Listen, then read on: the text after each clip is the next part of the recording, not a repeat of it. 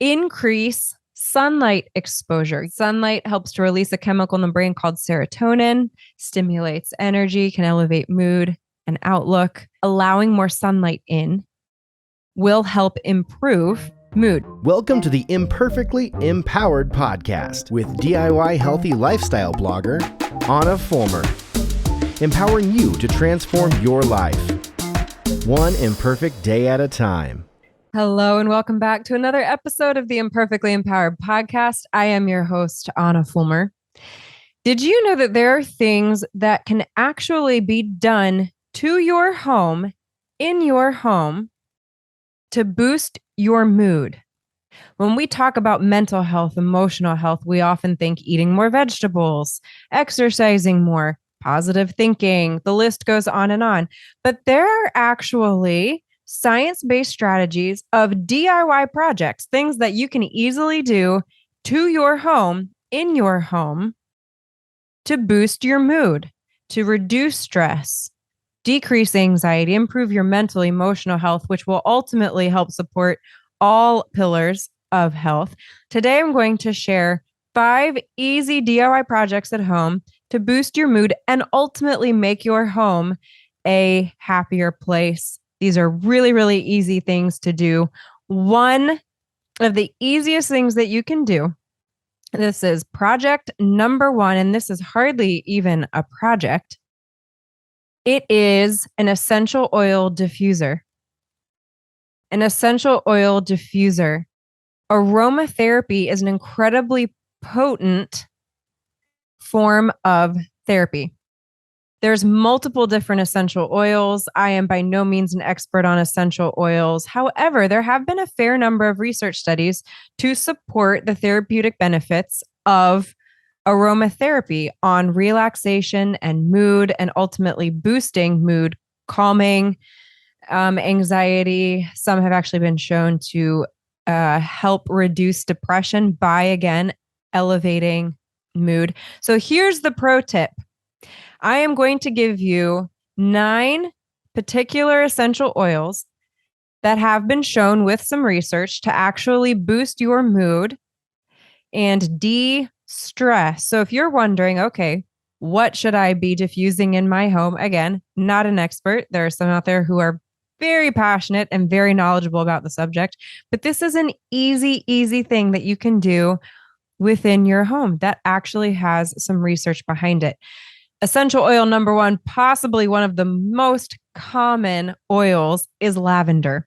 Lavender is truly one of the most popular essential oils due to its anxiolytic properties. That simply means that it has a calming effect and ultimately boosting one's mood. There was one particular study that found aromatherapy using, these studies are all linked in the blog post or the show notes, by the way, at Hammers and Hugs, hammers, letter N, hugs.com. If you would like to see these.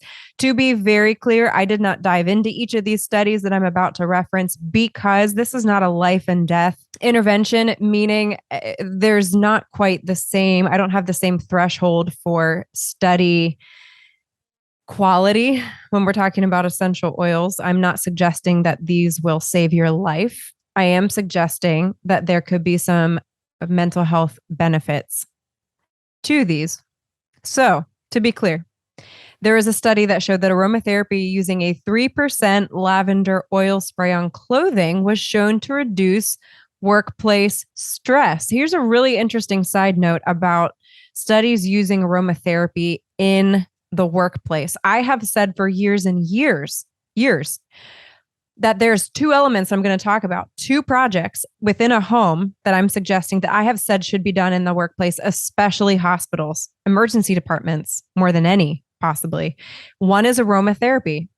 Aromatherapy. If you've walked into an ER, I have heard so many people tell me that it is a trigger. The smell of a hospital is a terrible negative trigger for many, many people. And I know the smell. I know the smell very, very well. What would it be like if we actually had diffusers in hospitals? I think it would improve the workplace environment, not just for the employees, but also for patients. And it would be so cheap. Like, this is a really cheap intervention. Anyway, let me get off my high horse. But I can absolutely see them. The point is, I can totally see how this would help reduce workplace stress. Here's a diffuser recipe for you. 2 drops lavender, 2 drops rosemary, 3 drops lemon in any essential oil diffuser. Let it run for an hour, turn it off for an hour, put it on intermittently. Most diffusers have these built into them. Chamomile. The chamomile plant is a common tea. Most people recognize that tea to aid in sleep. Chamomile essential oil also is shown to help with relaxation and insomnia. Many people drink chamomile before bed. If you're looking for an all-natural approach to insomnia, that might be a good idea. There was a study that showed after 8 weeks of use, approximately 58% of participants reported reduced anxiety. Another study found that chamomile increased morning cortisol levels, improving mood and decreasing stress. That one's very interesting. I did not take the time to dive into that. I would be curious to know when they consumed that tea. I apologize. I should have looked at that. But that's actually a very interesting correlation. So if you are especially struggling with stress at your job, maybe consider chamomile tea at night, since it helps increase morning cortisol levels. Try diffusing or applying a few drops of chamomile essential oil again before bed, and then possibly even in the morning if it's shown to increase morning cortisol levels. Okay, this is hilarious. This third one, I'm just now realizing in real time, I'm not sure how to pronounce this, and I'm not going to pause this recording to look it up. All right, I'm bringing y'all along. Real life. Ylang Ylang? Is that how you pronounce it? It's Ylang. Yang Yang? Ylang Ylang? I'm going to assume the Y is silent. Real life, people, real life. I did not take the time to look this up. Let's say Yang Yang. That sounds right. Essential oil is often used as a top note in perfumes, which is really, really interesting. Again, aromatherapy is potent. One sense of smell is really, really powerful. Think of when you smell something that's really nostalgic, it can quickly bring back positive or negative triggers. So putting it in perfume is a very fascinating marketing strategy. It has been found in research to boost mood, reduce depression, alleviate anxiety, and lower blood pressure. And just as a side note, by the way, and I was doing research on these essential oils, the perfume that is most common that has this essential oil is Chanel No. 5, which is a very, very popular perfume. I can't picture it or smell it. I'm curious now to go smell it. I mean, if you're going to wear perfume, you might as well wear a mood boosting one, right? So here's a diffuser recipe idea. 2 drops of Ylang Ylang, 3 drops orange. Another essential oil, rose. I love this smell. This is not shocking to me that there's research behind this one. Of course, distilled from the flower. Rose essential oil not only smells delightful, to me, it's also got that just happy, like all natural, cottagey, warm, fuzzy feelings type of a smell, but it also aids in stress reduction. Interestingly, a study found that rose oil decreased the physiological responses to stress, such as decreased breathing and heart rate. If you missed my podcast episode and blog post on dealing with anxiety, the physiological concerns of chronic anxiety, why anxiety in its natural state is actually quite healthy for the human experience. I know that sounds very countercultural, but listen to that episode. It will change the way you think about anxiety. It will also give you some tools to help combat the physiological response to anxiety. This could be one that you add to that. That's a fascinating study. Rose essential oil. Another study studied 100 women during labor and delivery and found that using rose oil did decrease their reported anxiety during delivery. Orange. This one does not shock me either. This is one of my favorite scents. I love the smell of orange. It is so invigorating. Another essential oil with anxiolytic properties. It is a citrus-based oil, of course. I don't need to tell you that. But an interesting study that was conducted, I think this one was like 10 years ago, divided test subjects into two groups. The control group inhaled a placebo. For those of you not familiar with research terminology, the control group is basically the one who gets, like, I think in this case, actually, it was tea tree oil. So a placebo, one that, is not necessarily showing, not particularly where you're wanting to study. Then there's the test group. So you have your control group and the test group. So the control group inhaled this placebo, tea tree oil. And then the test group inhaled orange essential oil prior to a predictably stress-inducing experience. Interestingly enough, those who inhaled the orange essential oil reported that they did not experience an increase in anxiety during this predictably stressful situation for them, unlike those who inhaled the placebo. In theory, inhaling orange helps boost your mood and lower stress responses. This scent has also been shown to heighten awareness and boost mood. That's not shocking to me. I love the smell of a fresh cut orange, is one of my favorite smells. So a diffuser recipe idea: 3 drops orange, 2 drops cinnamon bark, 2 drops clove. This is one of my favorite combinations, by the way. This is basically what I boil on the stove every Christmas morning. This is a very nostalgic scent for us in our home. Highly recommend that particular recipe. Jasmine. Jasmine oil is an essential oil derived from the white flowers of the jasmine plant. And a study found that as compared to a placebo, jasmine oil increased breathing rate and blood pressure. It was suggested then that this mood boosting effect could actually be used to help relieve depression. So notice there's semantics, but it is a slightly different response. Some of these help decrease heart rate and breathing rate, meaning they almost enable you to relax, that anxiolytic, take a deep breath. Some of these are more mood boosting, meaning they will actually heighten your awareness, which could actually increase your heart rate and your breathing rate. So I just wanted to kind of show those nuances there. They are different. Ultimately, they all help boost your mood in the sense that they either prevent that sense of anxiety or they actually help lift you up. Sandalwood. Sandalwood oil comes from the wood of an East Indian sandalwood tree. I found this fascinating. It's apparently one of the most valuable trees in the world, which I also thought was interesting. Sandalwood essential oil has been shown to have some anxiolytic properties. Again, that would be for helping to reduce anxiety.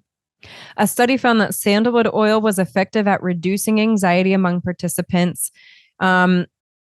During my research of this particular study, it did suggest that the study was a little small to suggest anything conclusive or to generalize it. But again, hey, there's always room for more research. Sandalwood oil. A diffuser recipe idea is 2 drops of sandalwood and 4 drops cypress. Sage, clary sage, is a flowering herb found in the Mediterranean. That has also been found to reduce cortisol. Again, if you've not listened to my episode on anxiety, I talk about the physiological effects of anxiety, why chronic anxiety is ultimately concerning from a disease standpoint. Cortisol levels are a huge player in that conversation. And decreasing chronic cortisol is very, very important. This particular essential oil was suggested that it does actually decrease cortisol levels and produce an antidepressant-like effect for menopausal women when inhaled. Again, that was clary sage.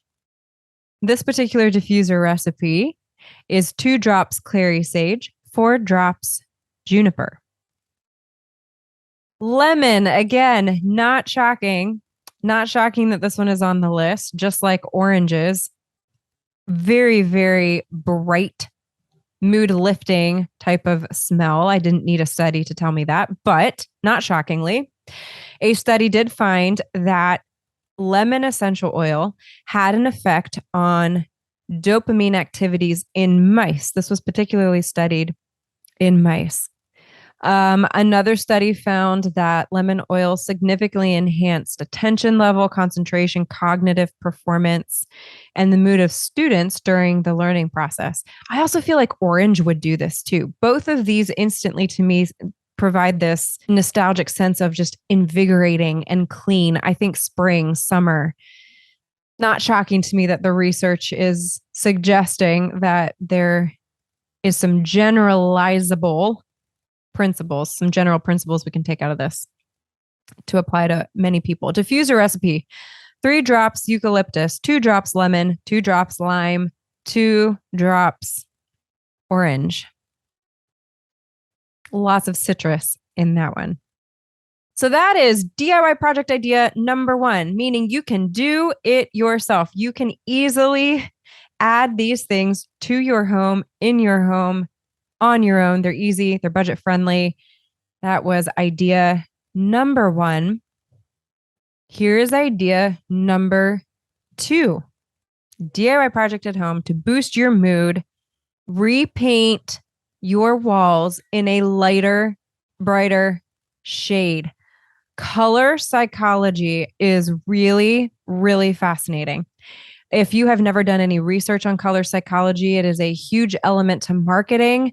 I understood it more once I got into this space and had to understand how color psychology could actually help affect what you're trying to communicate. It's a really fascinating, but consequently, it's not shocking then if this is powerful in advertising and marketing, that this could also then be applied to our homes and the colors on our walls. Generally speaking, my pro tip is to repaint your walls in a lighter, brighter shade of white, light gray, green, blue, or yellow. One of these shades. Certainly, if navy blue, a dark navy blue, makes your heart sing, girls, stick with navy blue. But generally speaking, these colors may actually invoke a more open sense of home. It will make a room look bigger, which can also have just an effect on your mood that the space feels lighter and brighter. Here are my personal favorites in each of these color areas. I'm going to share my personal favorite paints very specifically. White. My favorite whites are Alabaster by Sherwin-Williams. Actually, behind me, this is Alabaster, in case you're interested, by Sherwin-Williams. And Simply White by Benjamin Moore. These are both a slightly off-white. I do not like bright, bright white. Agreeable Gray, in terms of the gray family, by Sherwin-Williams. There's, as y'all know, there's a million grays out there. If you're interested in more gray options, I did an entire series on dividing the most popular farmhouse style paint colors into warm and cool tones. COVID actually happened and my series got delayed, but you can still see all of the breakdown. I ended up dropping off in terms of actually giving room examples, real life examples of these colors, but you can still find the full list of colors. I will resume this at some point, especially when we buy our forever property, but you can look up that on the blog Farmhouse Style Paint Guide, and you will see tons of cool grays and warm grays that you can use for that. This is actually true of any of these. Green. Sea Salt by Sherwin-Williams. We painted the bedroom of our last house. Sea Salt. It's quickly become one of my very favorite greens. Retreat by Sherwin-Williams is a darker version of Sea Salt, but very, very calming. It's a very calming green. Sea Salt is a lighter, brighter shade of green. Blue. Silver Strand by Sherwin-Williams and Dutch Tile Blue by Sherwin-Williams. Dutch Tile Blue is a little bit darker. Silver Strand is what we painted both of our basements The last 2 basement renovations we painted in Silver Strand. It is one of my favorite colors. It has this crazy ability, depending on the lighting, to look green, blue, or gray. I kid you not, it is all 3. But generally speaking, it tends to pull more blue, in my opinion. But it is one of my favorites. Silver Strand. It's a very versatile color. By the way, Silver Strand became really popular. Joanna Gaines helped make this a very popular color. This was a frequently used color in her very first season or in her first show, Fixer Upper, is how Silver Strand kind of came to be. And it's a great color. Yellow, Polar Bear by Sherwin Williams, and Hawthorne by Benjamin Moore. Hawthorne I included pictures of these on the show notes in the blog post. Hawthorne is what we painted the main living space in our second Fixer Upper. It is a much warmer yellow, very, very French country yellow. Polar Bear is a cooler toned down version of yellow.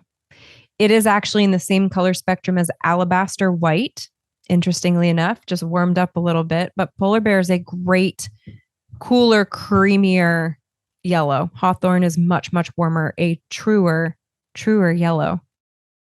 If you are going to repaint your walls, I do highly recommend that you consider something in these color families. Again, color psychology is real. It actually has an effect on your mood and behavior. Again, you can actually look on the show notes if you want. If you're more interested in color psychology, there's a image that I included that actually breaks down what psychology has shown based on colors, how it affects your mood. You can check that out.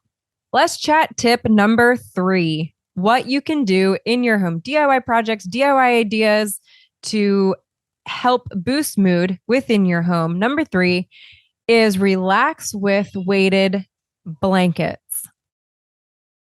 Also, not shocking to me, research has reported that participants generally felt more relaxed and improved sleep when they used a weighted blanket. Now, I do want to be very clear. Based on the research that I have seen, the improved sleep part was subjective. They didn't actually show a truly like deeper REM sleep, but participants felt, as compared to the placebo, that they slept better. So perception is everything. Perception is very, very crucial. So in reality, there is something to be said, especially for children and teens, about a weighted blanket. So the pro tip here, as a rule, a weighted blanket should be 5 to 10% of your body weight. 5 to 10% of your body weight. You can buy different blankets with different weights, depending on if you're buying for a child, teenager, an adult. You can find weighted blankets many places, Wayfair, Amazon. 5 to 10% of your body weight. Also, as a side note, I had somebody tell me one time I would sweat like crazy if I slept with a weighted blanket. Okay. My follow-up question was, what temperature do you typically keep your bedroom at? Because most people keep their bedrooms way too warm. If you have not listened to my podcast episode on improving sleep, you want to definitely check that out, 13 Ways to Sleep Better. This is crucial. Research has clearly shown that we sleep better when the room is slightly cooler, like 68 degrees. I'm going to suggest that if you keep your room cooler plus use a weighted blanket, you may sleep better per the research. Listen, sleep is the body's holistic reset button. It is essential. Restorative sleep is essential to your overall health. It is worth giving this a shot. Make your room cooler, try a weighted blanket, and it will have an effect on every pillar of your health. Weighted blanket. DIY project at home number 4 to boost your mood. Increase sunlight exposure. You have heard this before. Vitamin D, Sunlight helps to release a chemical in the brain called serotonin, stimulates energy, can elevate mood and outlook. But what a lot of people don't think about is you can improve your sunlight exposure within your home. Now, to be clear, understand obviously that it's not quite the same when it's coming through glass, etc. I get that point. However, the reality is having a sunnier, brighter home does have an effect on your outlook and your mood within your home. Allowing more sunlight in will help improve, generally speaking, mood. So how do we do this? This is the pro tip. Consider replacing curtains with sheers or convert full-length curtains to valances. Valances, for those of you not familiar, are the pieces of fabric that run across the very top of a window as opposed to coming down the sides, draping down the sides like curtains do. I actually did an entire blog post on how doing this transformed our living room. I couldn't believe it. I could not believe the difference, even though I've been saying this. We had in our third fixer upper in the living room, I did a post with Wayfair. They sponsored this post, and I got a bunch of things to help give my living room an update. One of the things that I wanted to do was make it lighter and brighter in the home. So I took my own advice and I replaced our full length curtains with sheers. I happen to absolutely love these sheers. By the way, they're like semi sheer. I think they were called French linen. The blog post is linked and you can see exactly which curtains I used. I highly, highly recommend them. It really did transform the space. It still gave some dimension and texture because of the curtains while letting in a lot more light. I do not recommend this in bedrooms, by the way. Again, going back to better sleep, your bedroom should be dark. Dark. They should not be a place of energy. They should be for sleeping. So I do not recommend this in a bedroom. But in the areas of your home where you're trying to be more productive and you are living, kitchen, living room, family room, office, your office space, you should have more light. This is a way to do that. Increase sunlight exposure. Again, replace the curtains with sheers or consider a valance. So there's just a piece across the top. Number 5 of 5 easy DIY projects at home to boost your mood. Declutter and organize. You have heard this before. I am certainly not the first one to have shared this, but research has clearly shown that decluttering and organizing your space can reduce stress and improve mood. Let me be clear, decluttering involves removing unnecessary items completely. I get made fun of in this house all of the time because I hate clutter. Clutter makes me feel irritable. It just does. Irritable, agitated. That's why living in a rental house right now is very hard. It is hard for me. It is hard for me because there's no rhyme or reason to the decor. The furniture is all over the place. There's clutter because we're just trying to stuff things wherever we can in this space until we buy our house. This is hard for me. So we are working very hard to declutter as best we can. Take a trash bag. Here's my pro tip. Take a trash bag and anything that does not routinely get used with or played with on a regular basis, put it in this trash bag and schedule a porch pickup with Salvation Army. I am not sure how diffusely across the country this service is offered, but I included the link to be able to do this with Salvation Army in the show notes. Be sure to check it out. They just come to your porch and pick it up. Now with COVID too, I don't know how, all these kinds of things have been significantly delayed and a lot more challenging.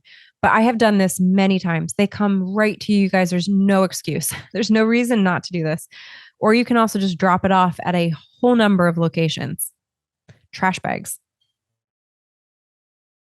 Organizing is step 2, though, of this particular idea. Declutter and organize. They are not the same thing. You have to get rid of stuff. For some people, I know this is really hard. For me, I have to be careful not to get rid of everything. To each their own. But you've got to get rid of stuff first. Declutter means get rid of it. You can do it. You can do it. But then you have to organize what remains. You have to organize what remains and arrange it in such a way as to optimize visual appeal or practical utility. Maybe it's not meant to look pretty, but listen, if it's not effective in its use, then it's also going to make you feel like that you're just living in clutter and inefficient space. Women especially, I will point you to an episode that I did back at the very beginning. This might be my number one visited blog post. I don't even know, actually. It's how to design an efficient kitchen with work zones. Efficiency is so important. You want to be able to actually feel like the things that are all around you, that you're surrounded by, are actually being used and helping you in a more efficient way live your daily life. And the kitchen is where we spend so much of our time. So if you want to learn how to design your kitchen around work zones in an efficient manner, be sure to listen to that episode. A couple pro tips. From an aesthetic standpoint, arrange items in groups of 3. Consider creative storage solutions like the little slide out boxes for under sofas, under beds. Consider vertical storage. A lot of people do not maximize vertical storage. In our last fixer-upper, I mounted shelves on the walls and I created vertical shoe shelf storage, especially for my boots that are tall and didn't fit in my custom closet design. Don't forget vertical storage. If you feel like you've got crowded floor space, think, how can I move it vertically?